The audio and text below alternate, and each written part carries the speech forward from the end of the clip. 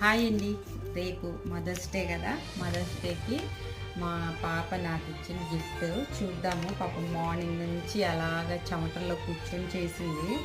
ఏముందో దీంట్లో చూద్దాము, ఏమైనా రాసిందో ఏమో. దీంట్లో కొంచెం చెత్త పేపర్లు కూడా పెట్టిందంట పాపం. కానీ ఇది ఎలా చేయాలి? ఓకే, ఏంటి ఇన్ని కాగితాలా?